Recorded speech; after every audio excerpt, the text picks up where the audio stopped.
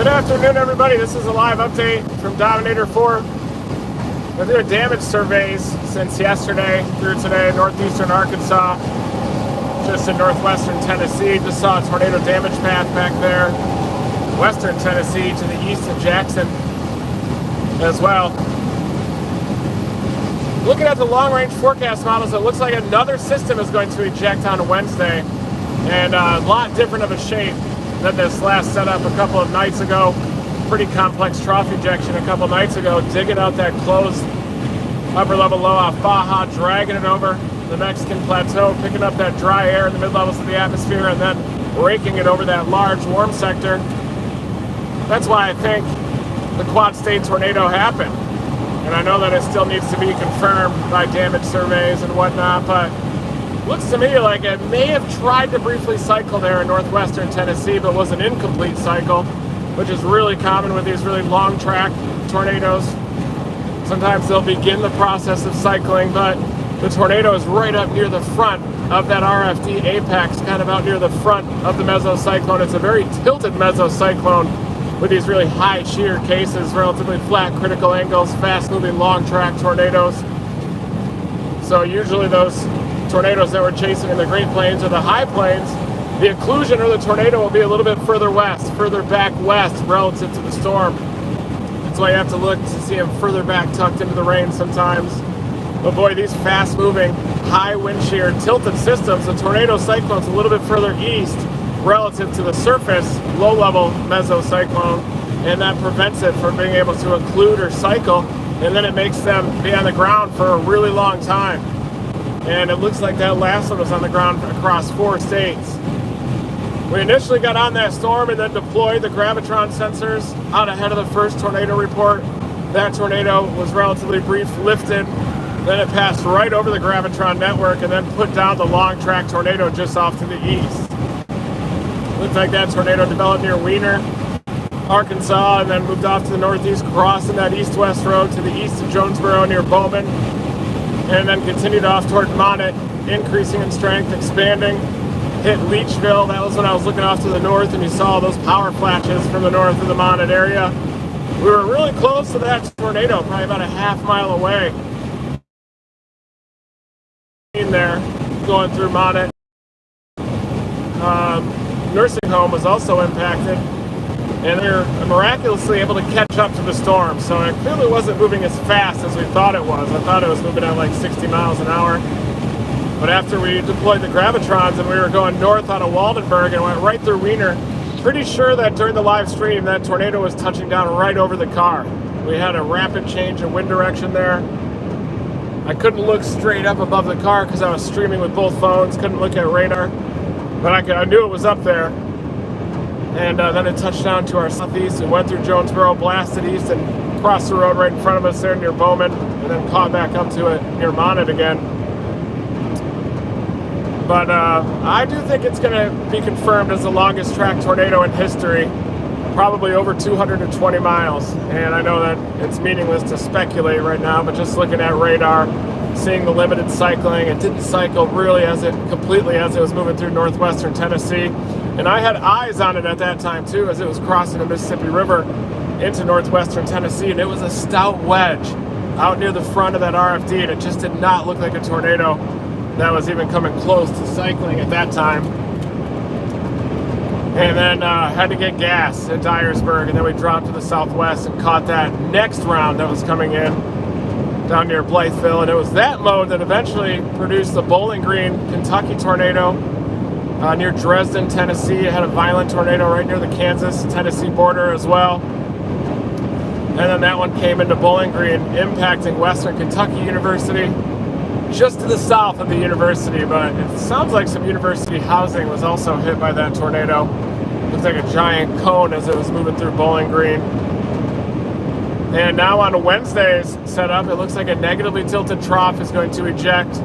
Looks like it's going to eject over the Central Plains, probably in eastern Nebraska, Iowa type setup. The trough shape is totally different. It's this negatively tilted trough lifting up toward the Central Plains, but it is a well-defined negatively tilted trough embedded within a large-scale trough in the western U.S., which is what we'd expect with that cold PDO horseshoe in the northeastern Pacific. Basically, I think it's going to be rated an EF5. You know, if it's not given that EF5, then you might as well reinvent the scale. It could be considered a flawed scale at that point if the highest rating is a reserve for the most violent, destructive tornadoes. Similarly, how high risks need to be reserved for those situations where the most damaging severe weather is most likely. I personally think the other night should have gone high risk, but I also respect the heroes at the National Weather Service and Storm Prediction Center that issued the moderate risk out ahead of that event, and that also sufficed for that outbreak. You probably had a handful of those high-risk storms over multiple regions from central Illinois down into the southern mode. But if that doesn't justify a high risk, I'm not sure what does. And it is easy to look in hindsight at these events when you're assessing the probability of something to happen. That outbreak certainly wasn't 100% probability that it was going to happen that night. And it's difficult to really assess in hindsight exactly what the true probability was of high-risk damage evolving. But these always happen, these types of discussions amongst meteorologists and weather enthusiasts and the people impacted by these storms and people that live here that are knowledgeable about severe weather. Everybody means well, wants to do a good job with the warnings, wants to do a good job saving people's lives in the path of these storms, helping them to recover. But boy, did we nail the forecast a week out of this thing, that's for sure. We definitely picked up here on our lives and our live weather briefings. And it was going to pick up that close low off of Baja and then eject it to the east of the trough, or at least the potential for that to happen was there. And in my experience, these biggest outbreaks and longest track tornadoes are when they pick up a subtle system or have a jet streak that's ripping around the base of the trough right as it's ejecting out of the Mountain West or the Southern Plains.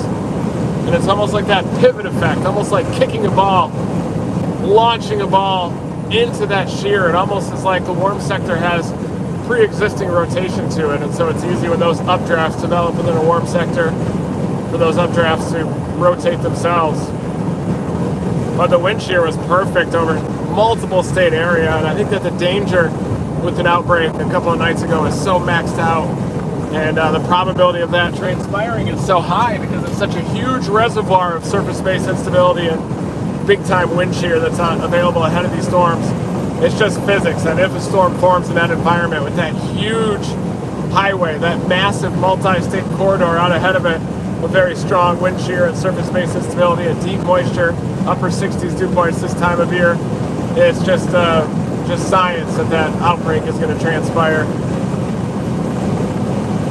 But your heart goes out to the victims, a long road of recovery ahead. It's tragic with the loss of life so substantial. It makes you wonder why those manufacturing plants were open in the middle of the night with that danger, with tornado watches out there and dangerous weather potentially approaching.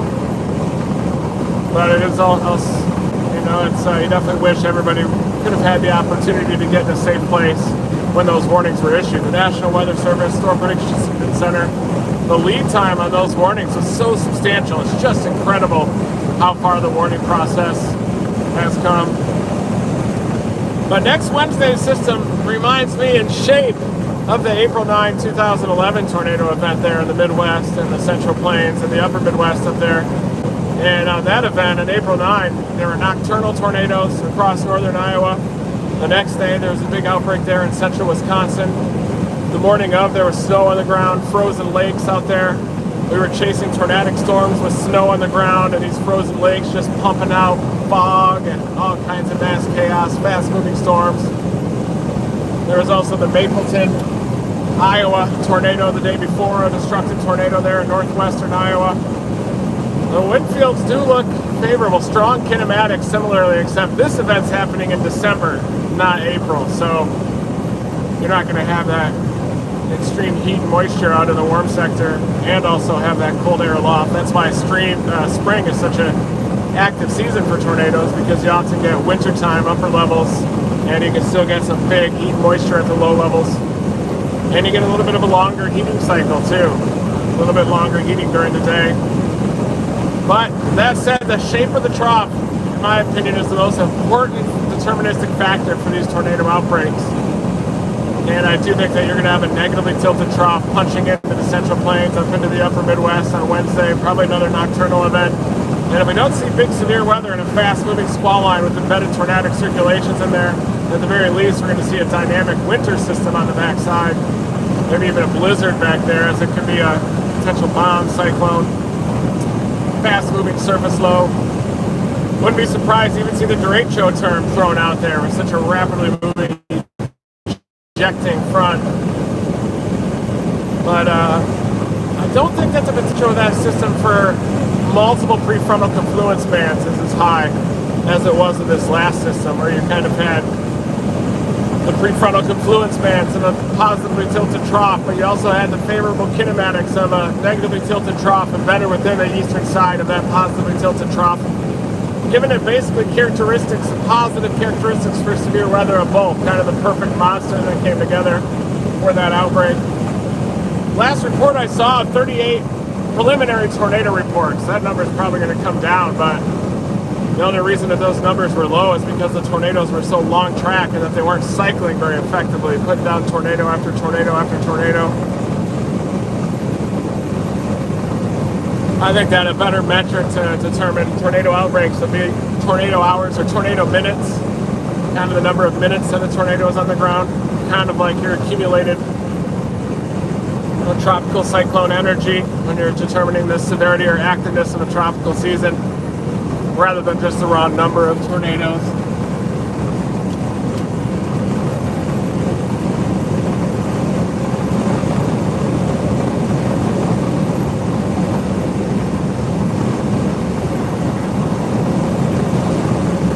Yeah, this Mustache is my winter, spring storm chasing Mustache. It kind of gives you that little extra grit when you're trying to chase. You're trying to chase all night, trying to stay awake and stuff, and just feel the hair kind of digging into your upper lip, and it just makes you feel more gritty when you're out there. I think it's probably going to be in the F5. We'll likely see that it's a quad state tornado. I think this is going to be a tornado that we'll remember for the rest of our lives. It's one of those types of events. The super outbreak was one of those outbreaks that we remember and study for the rest of our lives. Even 2 weeks before that, it seems like the April 15, 2011 outbreak is almost a forgotten outbreak because of the super outbreak, or else that one could have even been classified as a super outbreak. But the tri-state tornado in 1925, the May 3rd 99 tornado is well known for the rest of our lives as the strongest tornado likely ever sampled. The El Reno tornado is the widest tornado, likely will be surpassed in our lifetime, just like when we had the Hallam, Nebraska tornado in 2004 that we thought would never be surpassed in terms of tornado width.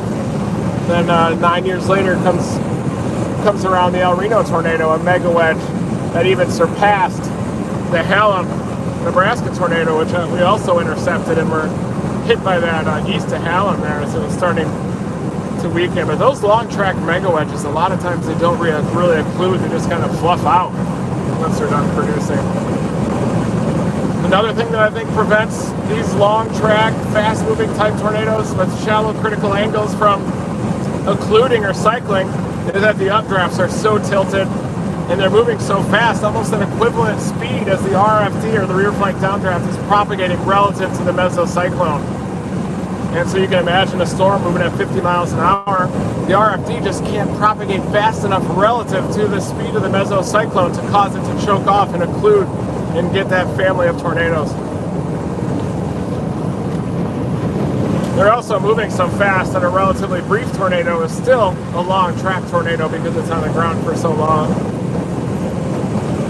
But all of these things are just common sense, really. Just like a lot of meteorology is mostly common sense, and then you attach these complex equations and terms to describe it. And kind of once you kind of visualize the atmosphere in a 3D space, it really all starts to make sense and click. And once you start watching the shapes of these trough ejections for decades upon decades, you start to be able to recognize the likelihood of a certain tornado outbreak happening or a certain pattern evolving.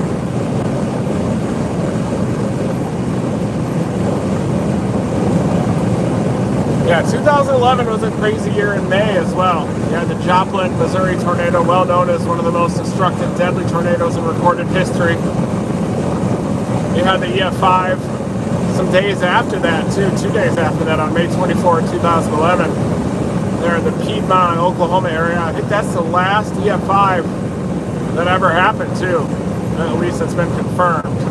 I think a lot of EF5s have happened since then. At least a tornado of equivalent strength on EF5. It is very important for us to discriminate between EF4 and EF5 tornado, despite total destruction being common in the damage paths of both of those types of tornadoes. Simply for the sake of science and the health of the tornado database, so that you can go back and look at historical studies.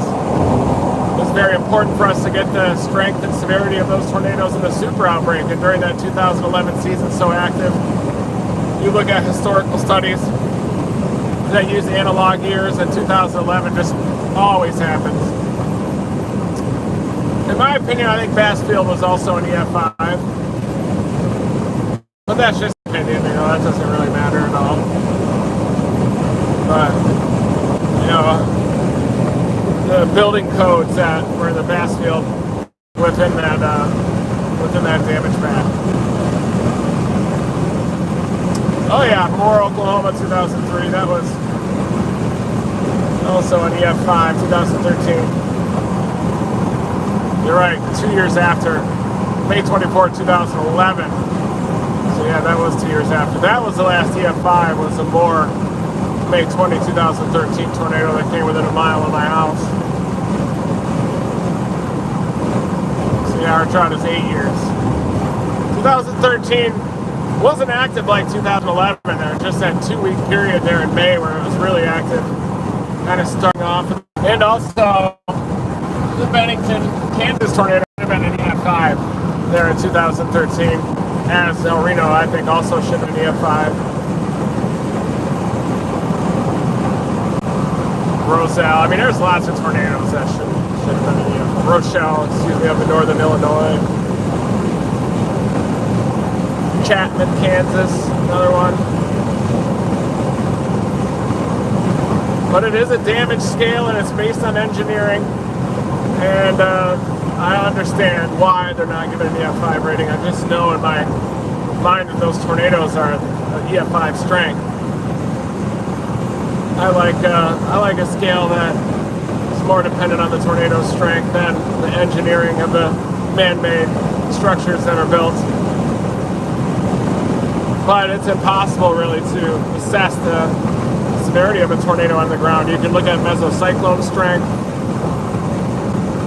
The problem, sometimes the mesocyclone will tail down a little bit as the supercell is occluding. So as the tornado is at peak intensity, it doesn't always mean that the mesocyclone above it is also at peak intensity.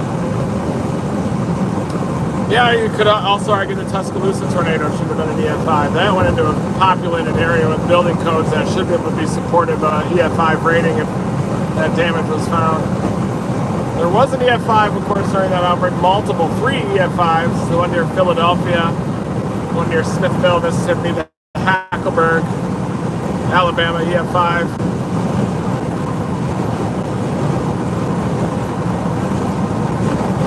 And I do think that this is a sign of things to come for the spring season of 2022, as this cold PDO in the northeastern Pacific is going to continue through the winter and into the spring. And this type of a wave train, imagine if this had springtime heat and moisture. You would have had destructive tornadoes all the way up into southern Michigan with this thing. You would have had a greater number of storms.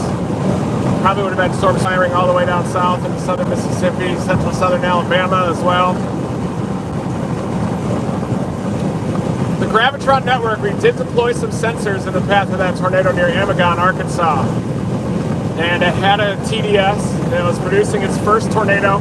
And when that happened, we knew we had to get the Gravitron network on the ground and deployed. So we deployed it, blasted up to the east and north at Waldenburg, through Wiener, up to Jonesboro. And then the next tornado happened just to the east. And then we had to abandon the chase, go all the way back and retrieve those Gravitron sensors in Amagon, or else it would have kept going east into Kentucky, of course. Still need to look at that data. I sent that data off to Mark last night. And I did actually flex tape the Gravitron unit to the base of that pole there in front of the house in Amagon. And And right as I was doing that, the guy raced out of his driveway. I'm like, whoa, there's a tornado warning. He's like, I know, that's why I'm getting the hell out of here. And he actually drove south like 10 miles out of the path and then came back when that tornado was gone. I support that, you know. If my mom was in the path of a tornado like that, I would ask her to evacuate, drive a little bit south or north out of the path. That's what I would definitely tell my loved ones in the path of such a tornado.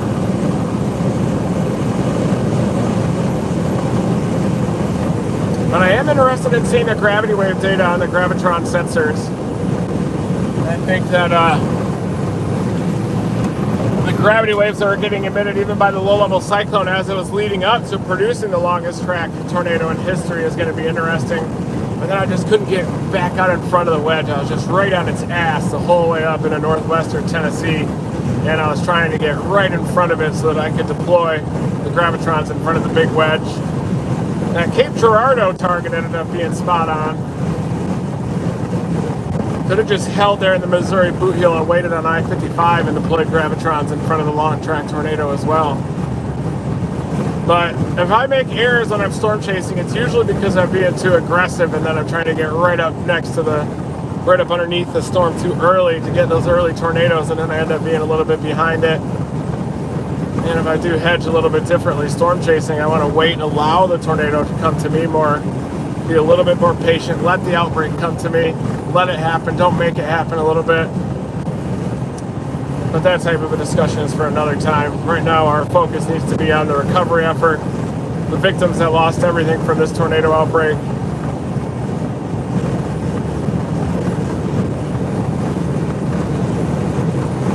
We were slinging briefings leading up to this event. I'm wrong so often on things that I finally got this one, did get this one right like 7 days out. And it all goes back to the old school interpretation of the trough shape. The shape of that trough as it's ejecting really matters. That drives the shape of the photographs downstream. It drives the shape of the wind shear relative to the storm motion vector. It all determines how efficient those storms are going to be at producing tornadoes downstream. Beautiful, crisp day out here. This is a textbook post-tornado environment out here. Crisp, clear, dry. Not too cold though, so it wasn't an Arctic front that's going to sweep out the Gulf of Mexico. This was more of a system that got shallow. There's that subtropical high down there over the Gulf of Mexico and the Caribbean that's really preventing those penetrating cold fronts from clearing out the moisture out of the Gulf of Mexico for the whole entire winter. So that's what's is making possible for Wednesday to potentially go big for severe weather as well. They're across eastern Nebraska, into Iowa, even into central Wisconsin areas that have like a foot of snow on the ground right now. And it's possible there's likely going to be those drifts, those old drifts that are still in place even when we're getting ready to chase this tornado event.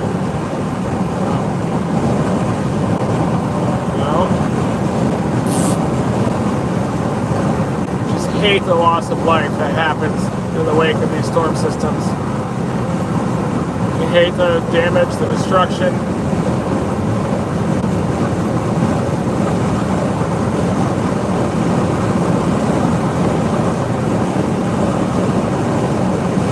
Very scary night. And just driving on the way out here in this outbreak, passing through western Kentucky with the breaks in the clouds, you could just feel the energy in the atmosphere. It felt like an atmosphere that was preceding one of those big outbreaks. A lot of times down at Dixie Alley, they'll close the schools, close the businesses ahead of an event like that. You see signs on all the businesses, and that's because they're all too familiar with the destruction that these types of outbreaks can cause.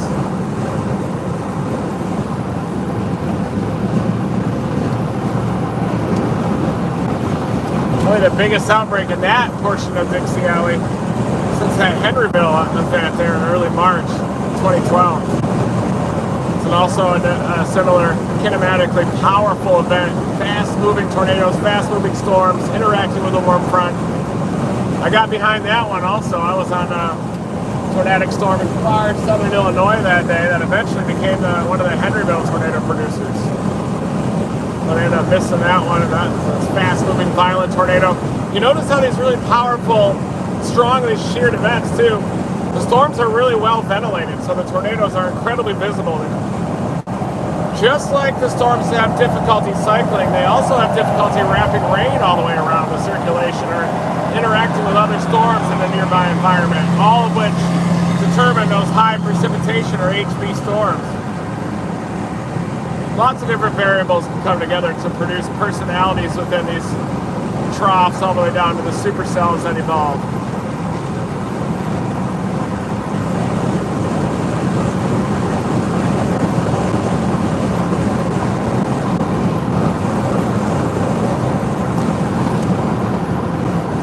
But yeah, as we were driving through Western Kentucky, I just remember seeing the comments coming in on the chat. People from Mayfield actually were saying that they were well aware of the danger of the tornadoes coming in. There were people that commented from those actual communities that got hit so hard. I hope that you guys are okay. I remember your comments as they were coming in when we were driving out there in Western Kentucky. I hope you guys are okay. I remember seeing those comments on this phone as we were driving through Western Kentucky. People actually from Mayfield that were commenting 10 hours before that tornado arrived. You wish you could go back in time and say the actual quad state tornadoes going to come through these communities, but just like the super outbreak, you can only define a target area where that type of dangerous weather is most likely or possible. Gotta stop here and get some gas.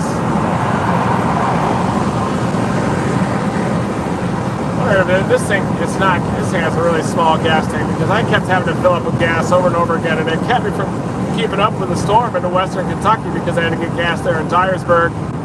It just seems like I have to get gas a lot more frequently than everybody else. And I think that my belts are slipping in the engine a bit. It's just because I've just put Dominator Fore through the ringer. This vehicle survived another outbreak, though. Keep left. I'll put a new engine. Merge onto I-40.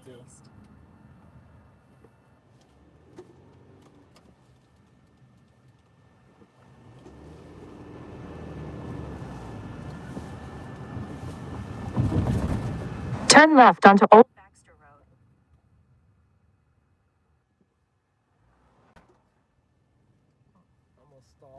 In 1 mile, turn left onto Lefevre Road. Wow, this is the best mullet I've ever seen.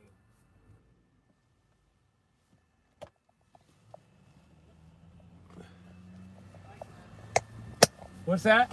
I was talking to him. Oh, I was saying you have the best hair I've ever seen. I appreciate it. It's beautiful, man. It's like a golden waterfall.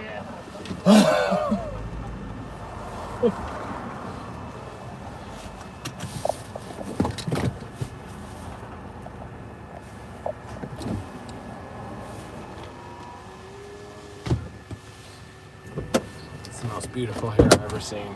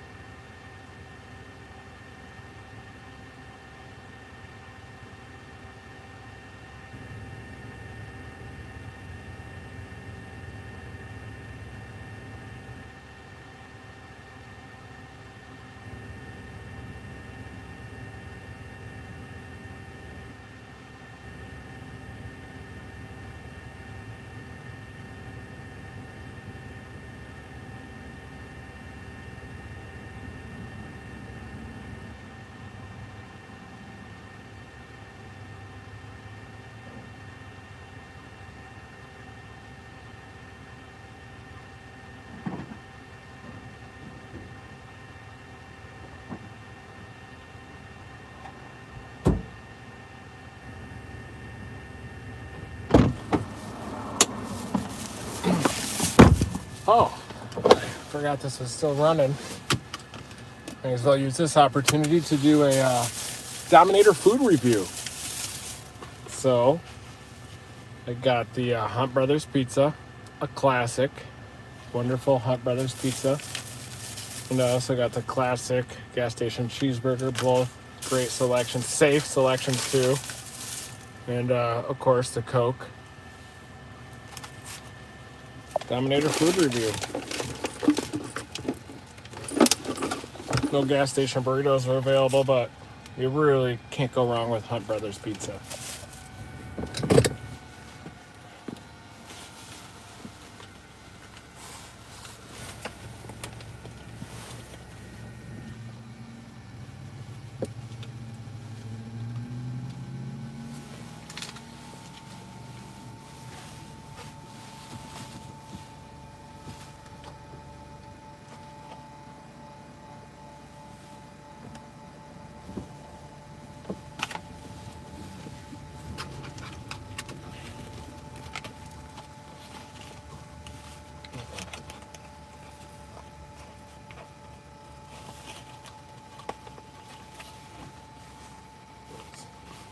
Top's getting a little weird.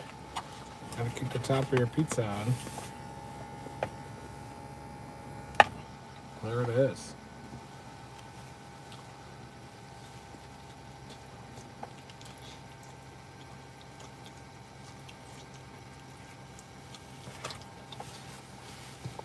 Oh my God.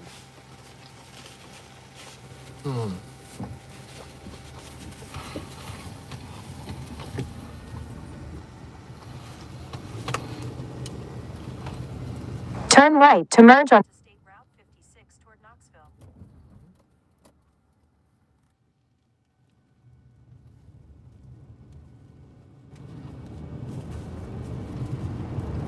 Wow.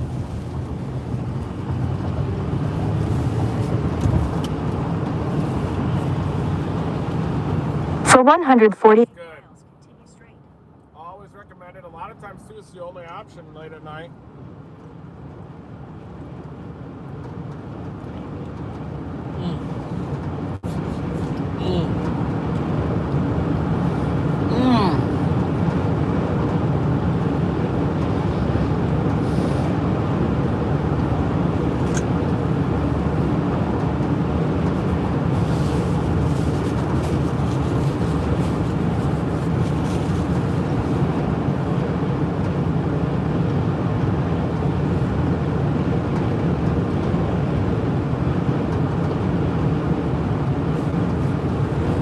I just swallowed a whole mushroom without chewing it by accident.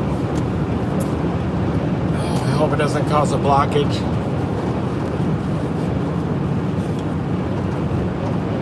Yeah, Hunt Brothers is good. Not quite as good as Casey's, but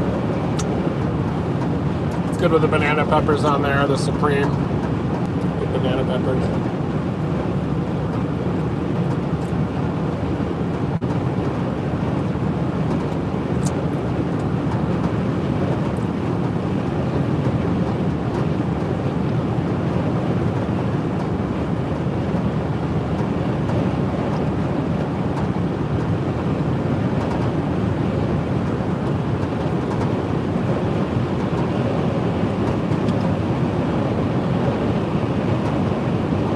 I can tell you that this is better than Pizza Hut. Hunt Brothers, by far. Probably better than Domino's.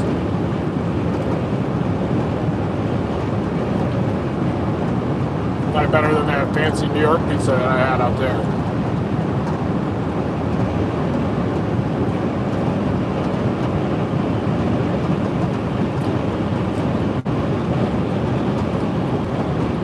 Definitely better than Chicago pizza.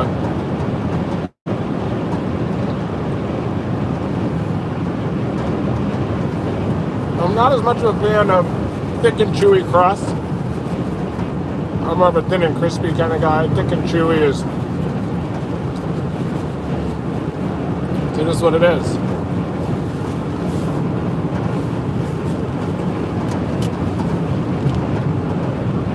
The Hunt's Brothers, more of a thinner, crispier cross, it'd probably even be better.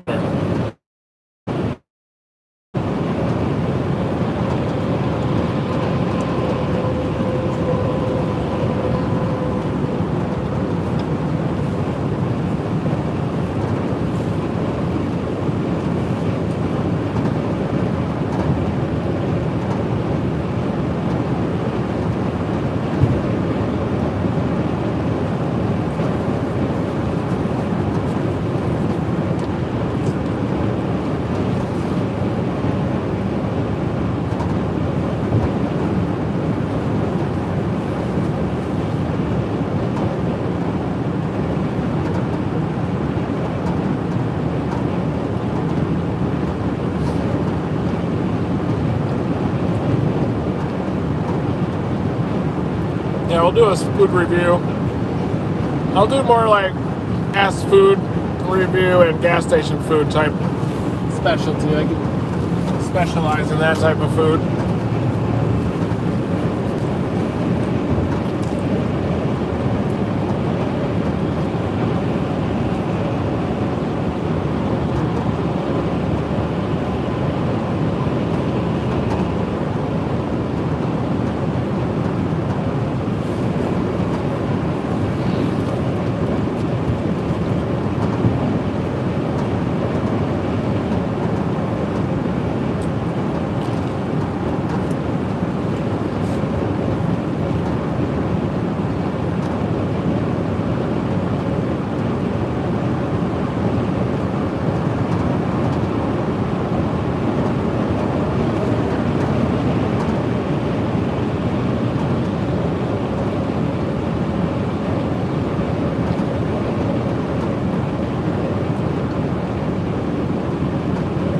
Yeah. But just to recap, Wednesday does look like another storm chase. Eastern Nebraska into Iowa. Another dynamic trough ejection, negatively tilted trough.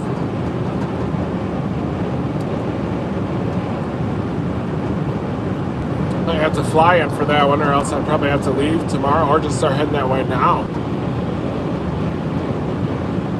My vehicle doesn't move as fast as other vehicles. That's why when I was streaming live, you saw storm chasers just blowing by me all the time.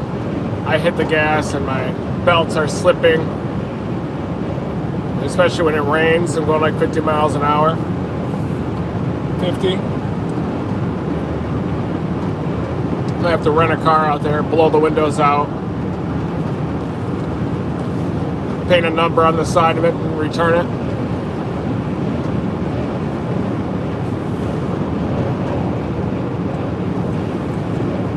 Yeah, what happened 2 days ago is an event that we'll remember for the rest of our lives. It's a decade. It happens maybe every 50 to 100 years.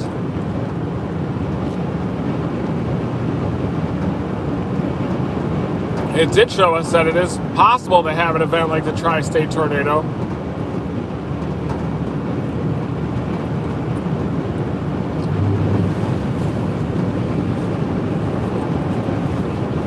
In terms of the number of tornadoes, certainly not the biggest tornado outbreak, but in terms of having a storm that produced the longest track tornado in history, that's what really makes that one unique.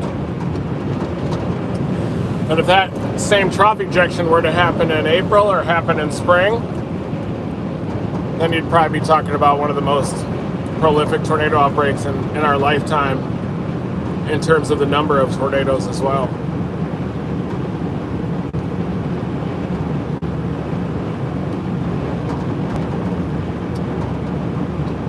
Yeah, I prefer to storm chase solo now these days. I've worked with big teams in the past, back when we were doing storm chasers and stuff, and every time you stop at a gas station, every guy needs their own snack pack. Everybody's got to take a dump. And next thing you know, the storm has already blown by you. But if I do work in teams in the future, it'll be small teams, well-oiled machines. But I just like to storm chase by myself. No drama zone in this inside of this vehicle, just me causing myself drama. If I get hit by a tornado, it's just me, then that gets taken out.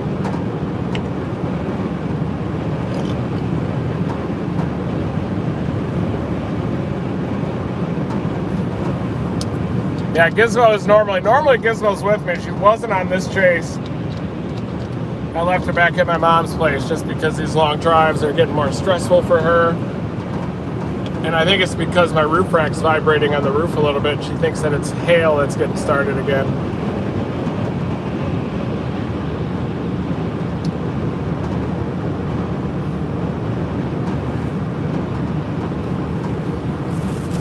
Now for the cheeseburger. Now it's time for dessert.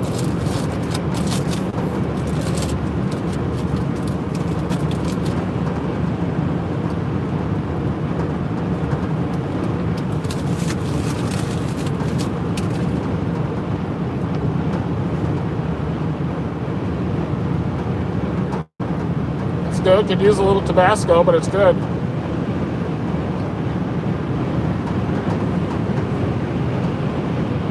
Normally I break off a little piece of the patty and give it to Gizmo in the passenger seat.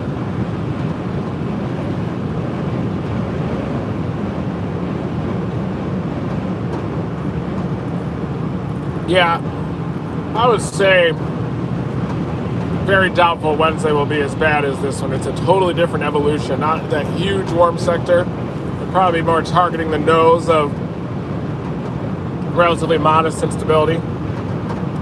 I don't think you're going to get those upper 60s dew points all the way up to Sioux City. If that happens, then, man, I don't know what saying to attach to that, but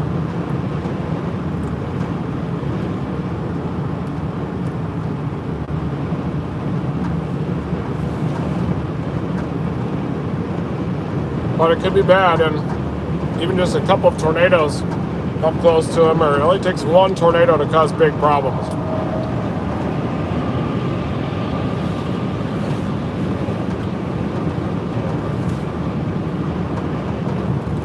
Come on over.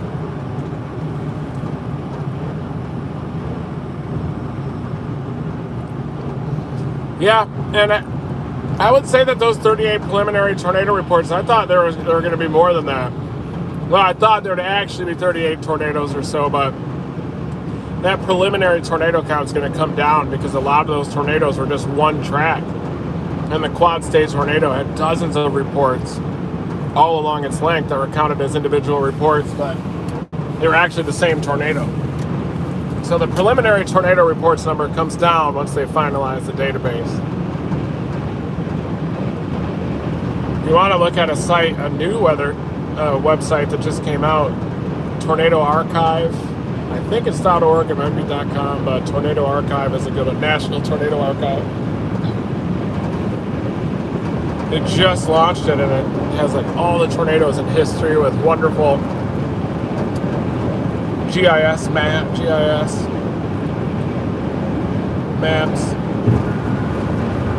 I'd love to use some of those maybe in my briefings that I do, my case studies on it.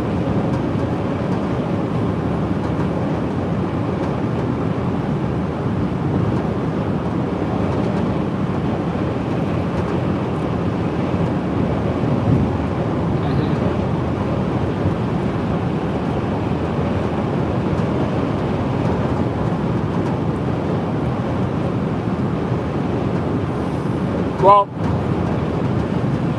I think what happened is the tornado tried to cycle, and then a new one would form out ahead of it, and it just became as the original parent tornado still dominated. And one thing with nighttime tornadoes is a lot of times they only have snapshots, discrete snapshots throughout its life cycle.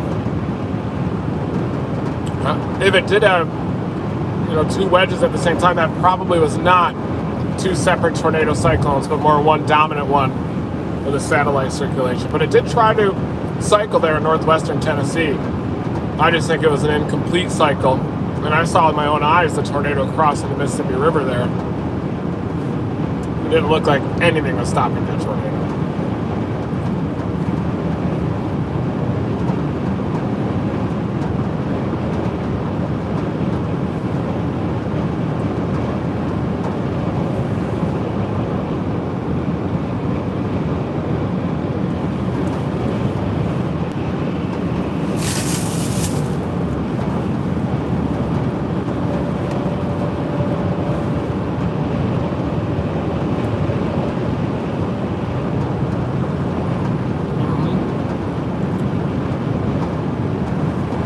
I do think we're going to get more of these outbreaks this winter. In the southern U.S., I think this winter is going to go big for severe weather.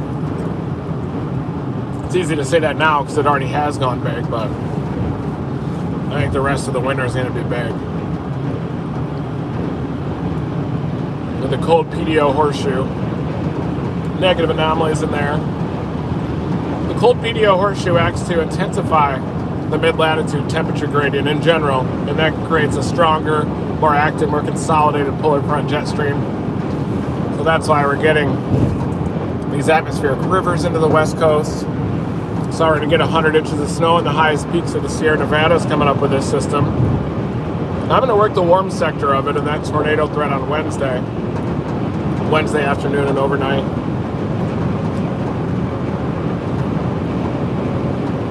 Got to get another phone.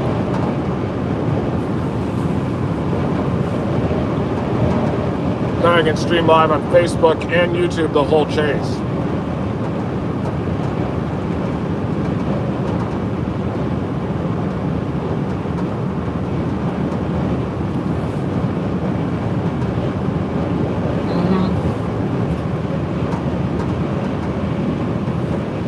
Yeah, the instability is not going to be as robust. You're not going to have this big, fat, multi-state pool of big upper 60s dew points. Anytime that happens in the winter, it's going to be bad. Even if you have like 30 knots at 500, it's probably going to be bad.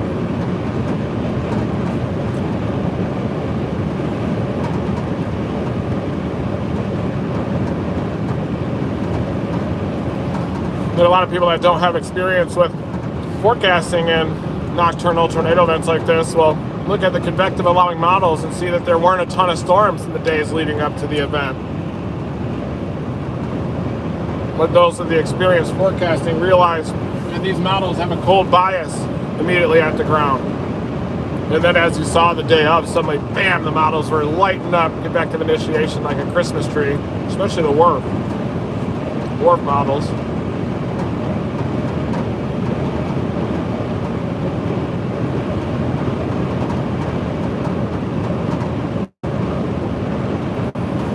I don't get heartburn.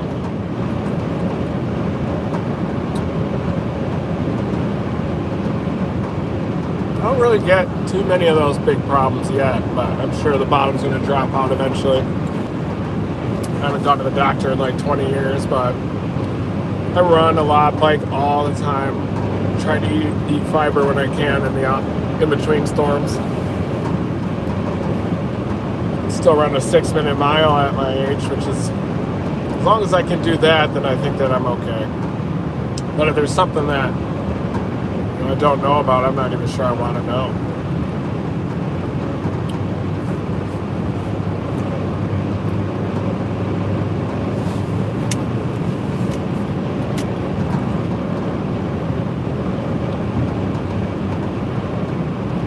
Yep, there was also that tornado in southwest Missouri along the immediate front.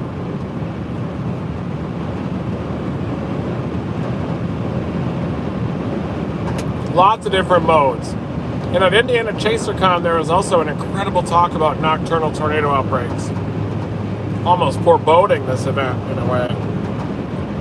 But those nocturnal tornadoes are pretty common in that region of southern Indiana, southern Illinois, western Kentucky, Tennessee, northeast Arkansas. Remember that February 28, 2017 event that I chased and got that nocturnal tornado crossing the Mississippi there across southern Illinois? I was a lot closer to that one. We were about a half mile away from the wedge when it went through Monat.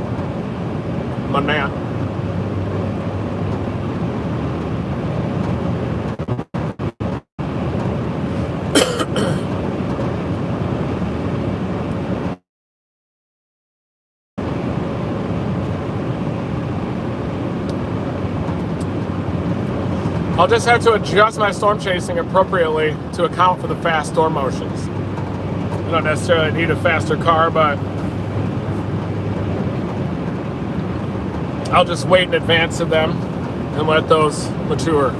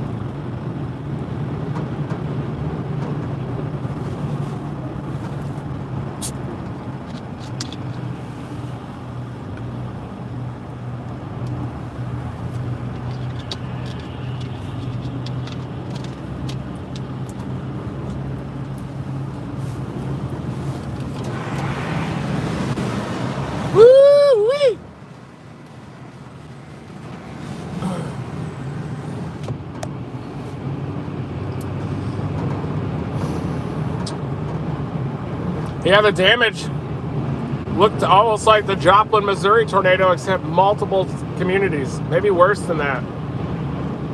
Every community ravaged along its path. Mayfield, Dawson Springs, Bremen, all those communities that we were calling out as the tornado was happening.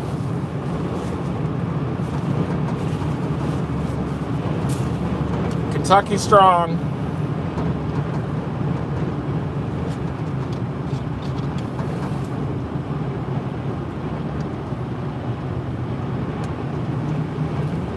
One reason that I think isn't as valid for this tornado would be global warming. I saw a lot of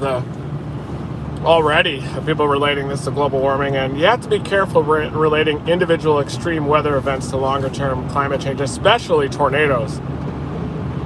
I can see definitely hurricanes or tropical cyclones with a more direct impact from warmer ocean surface temperatures in the barotropics.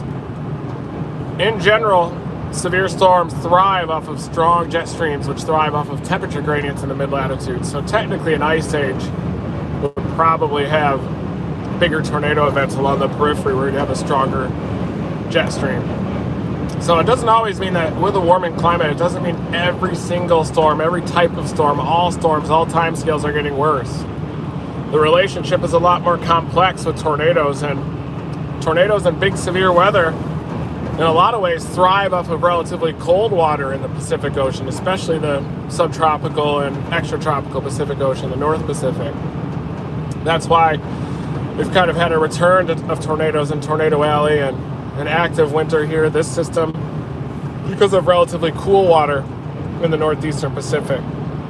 And even with a warming climate, you can get these La Nina episodes and periods within that where you still get below normal sea surface temperatures in the Pacific.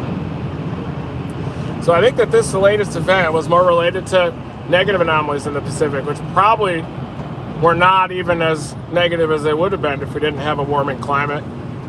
But I'm pretty certain that we'd have this La Nina cycle regardless. And it seems to me like the teleconnections are still pretty locked in. When you get a big La Nina, especially a year 2 La Nina, and you get a lot of cool water in the northeastern Pacific like we've had here kind of in the late summer into the fall.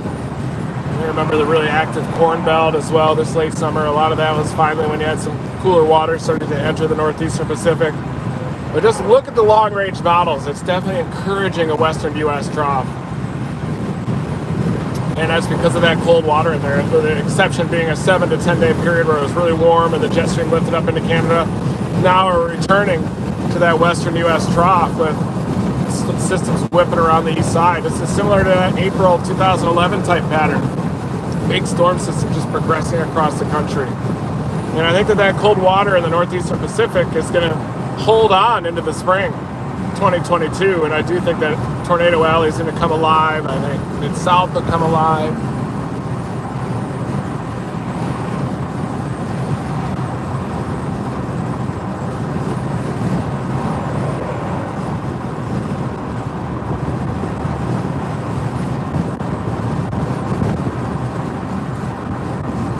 The Earth is warming, but that doesn't mean that every single thing that happens weather-wise is related to that either, or that every single storm is getting worse.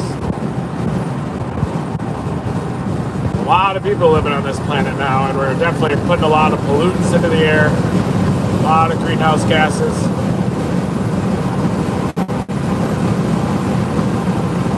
So we do need to figure out a way to keep things cleaner. That said, a couple nights ago, that outbreak I don't think was related to climate change, at least significantly, but that's more of my opinion. I'm definitely not an expert with longer term climate.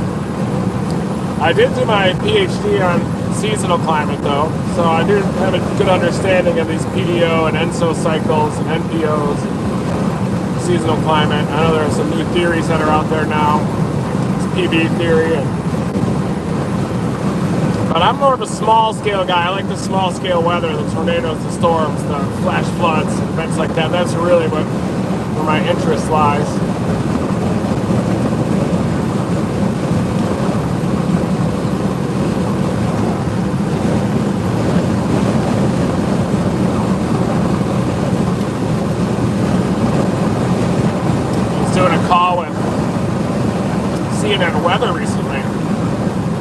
talking about global warming and tropical cyclones. I was saying that tropical cyclones likely have a more direct relationship with warming oceans because they feed directly off of the heat down there in the barotropics and the lack of wind shear. And they were like, well, we've read a lot about hurricanes, but not these tropical cyclones as much. I was like, well, a hurricane is a type of tropical cyclone. I realized that. Lots of people just lump all storms into one category and just assume that all storms are getting worse.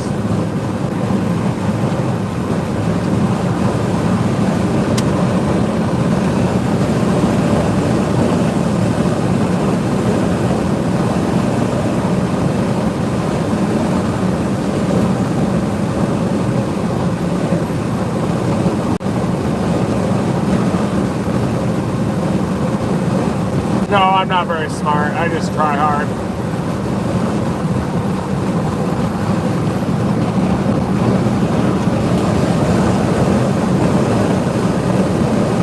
But the Earth is warming. A lot of it's due to man-made activity. It's science releasing all these greenhouse gases and pollutants into the atmosphere.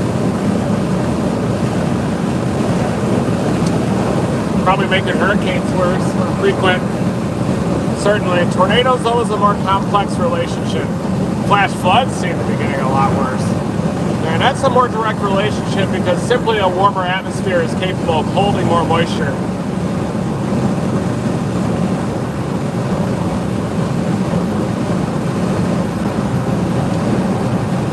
Also weakening steering currents in the late summer. You're getting a lot more of these MCS events. So flash floods. The tornadoes are kind of a unique monster that really thrive off of those stronger temperature gradients in the mid-latitudes, the stronger jet streams.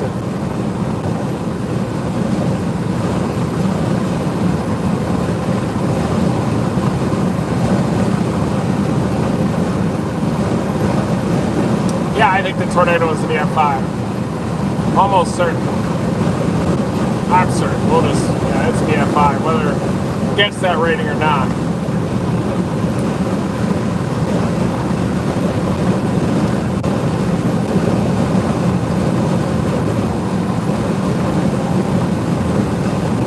Yeah, humans were not very important. We don't live very long relative to millions of years, obviously.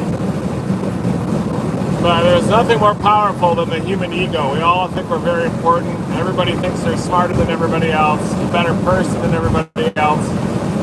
But I think that we're instinctively led to think that way for our own survival. I think eventually an asteroid's going to probably come in here and potentially wipe everybody out.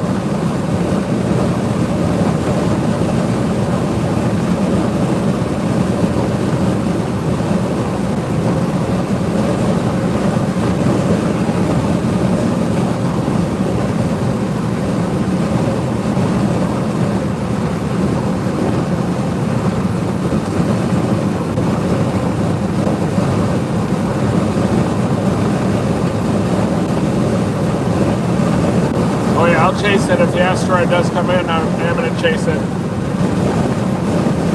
I do plan to storm chase until my very end. I made that decision especially after my last divorce. But I made that decision when I was 5 years old that I was going to storm chase my whole entire life as long as I could.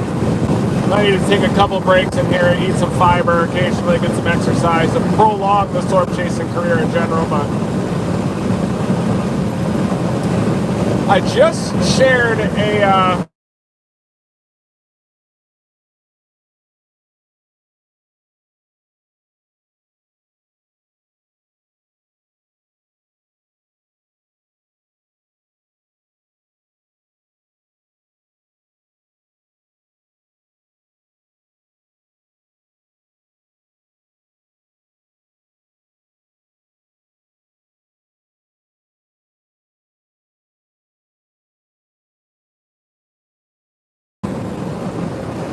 You guys hear me now?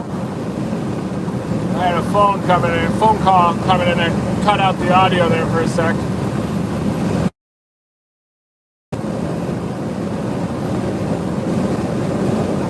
Yeah, when phone calls come in, it cuts out my audio. So people are trying to call me. I'm streaming right now.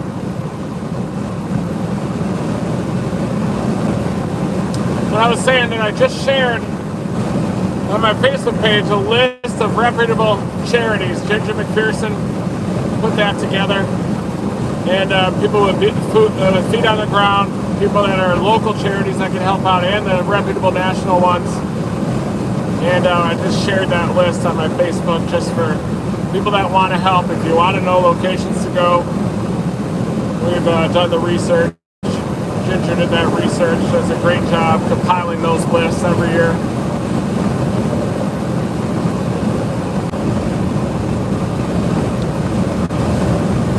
Aaron was our field producer on Storm Chasers too, so he also saw a lot of that damage firsthand from 2011.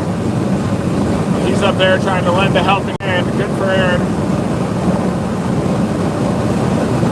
Yeah, my window's open. I like to breathe the fresh air. I like to smell. I like that fresh air to hit me right in the face.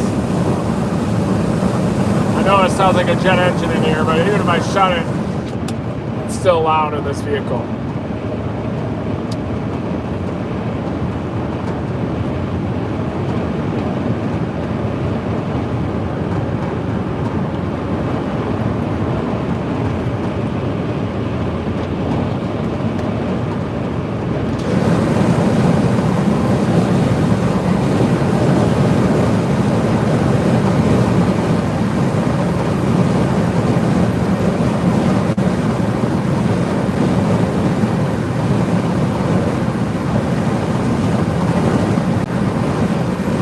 Guys, no spam.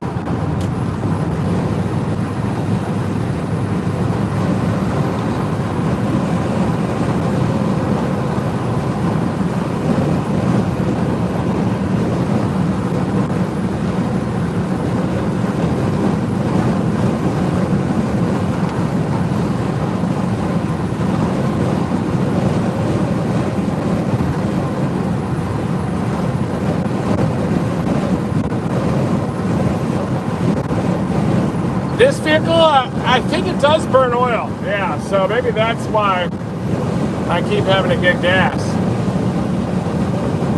Haven't heard that it's an EF5 confirmed, but I just shared with you my thoughts. I think it's an EF5.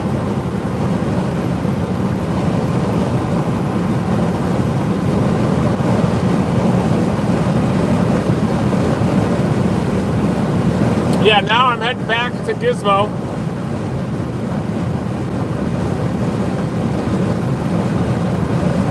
Because looks like I'm gonna have to already head out Monday night already, tomorrow night, to get up to the Central Plains. So it looks like that next event that's coming in is gonna be Wednesday, is that Trophy Jacks.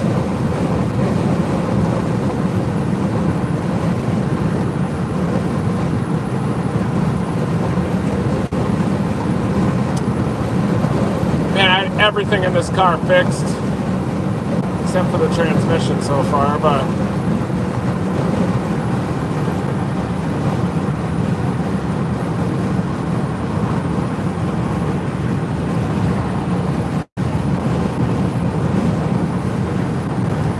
all right, everybody, thank you for joining me for this little discussion of the Quad State tornado.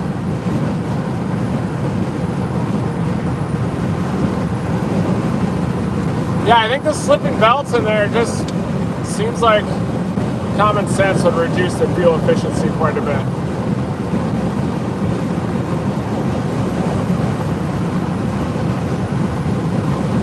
I'm in a Subaru, so I think it's a belt-based transmission, right? I don't know them very well, though.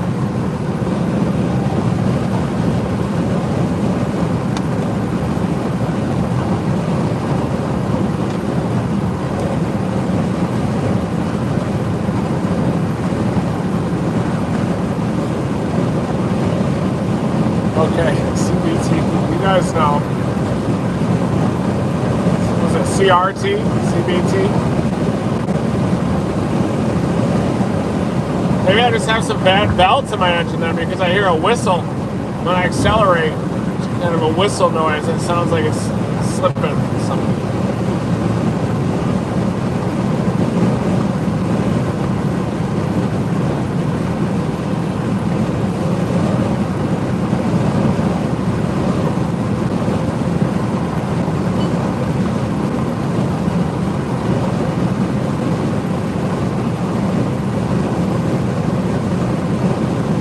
I thought it was bell-based. I thought that whistle seemed to make sense.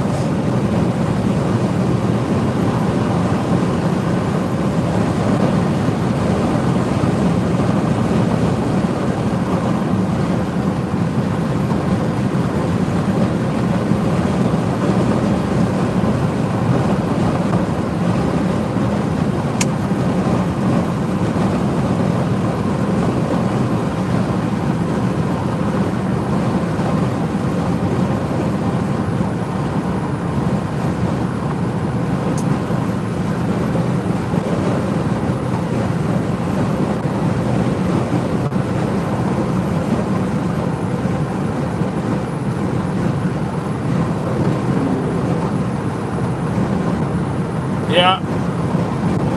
Good thing about those transmissions is at least it's like a slow burnout, right? It won't just all of a sudden drop out. I had that happen with my Yukon when I was chasing a tornado in eastern Iowa. Ended up almost having an Uber after that tornado, but it did cause me to miss the tornado that touched down in southeast Iowa. And the next thing I know, I'm spending like 2 months in Davenport that summer.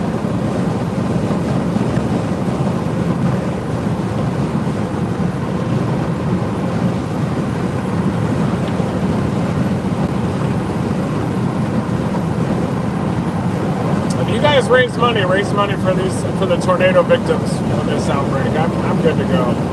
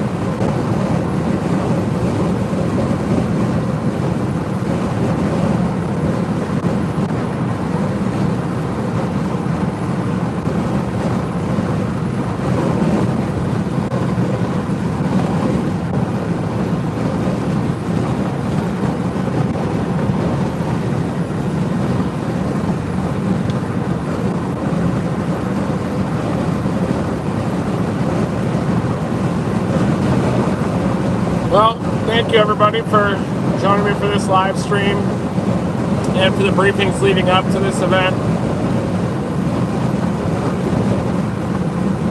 I did see that up in Illinois, that tornado that hit the Amazon plant was rated an EF3. Fatalities up there, sadly. Cut right through the center of that Amazon plant. Large commercial and industrial zones sustained significant damage.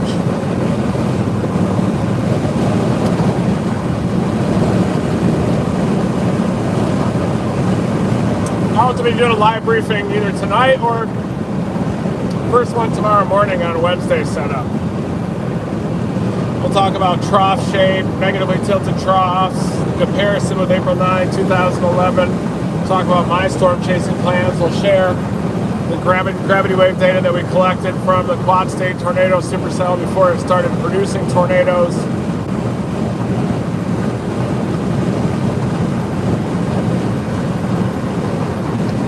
talk about what it takes to never stop chasing too.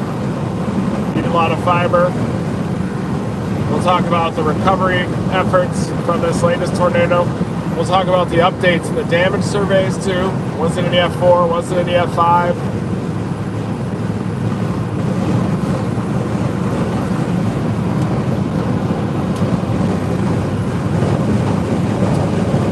And I'll stream live again. If this one did go across 4 states, then it is the first ever quad state. And I think that even if it's not the 220-mile long path, well, that one cycle that happened in northwestern Tennessee is going to be crucial as to whether it's a quad state tornado, a 220-mile long path, or 2 long track tornadoes. It could be 2 long track tornadoes, but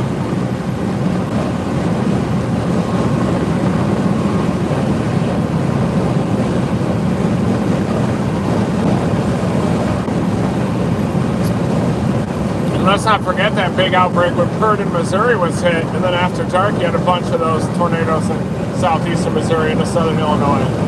So these areas that were already hit some weeks ago, what was that, early November? Getting hit again. It's all because of that cold PDO. Trust me on this.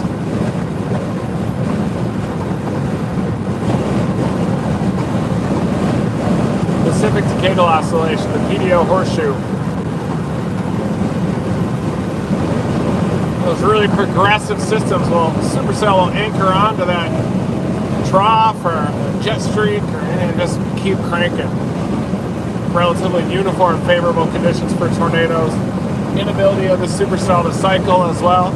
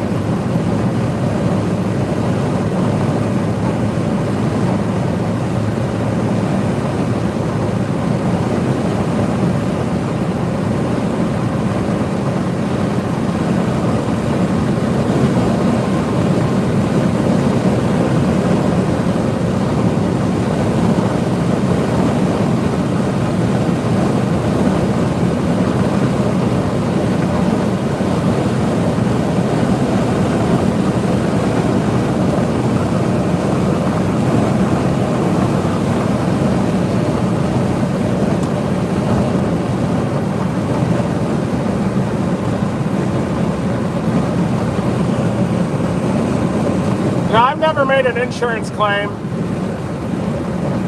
You know, I don't really care if my vehicle looks bad or if it has dents on it or it's blown apart. So that's really the key. I have with rental cars though. I am surprised that rental cars haven't shut me down yet.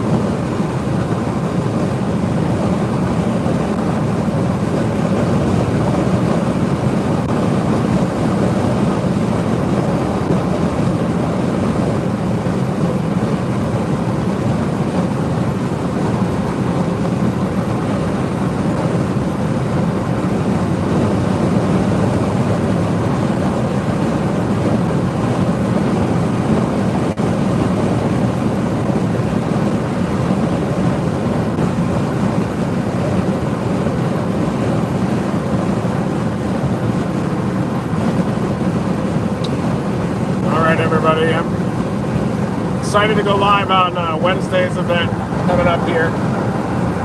Yeah, for stock chase.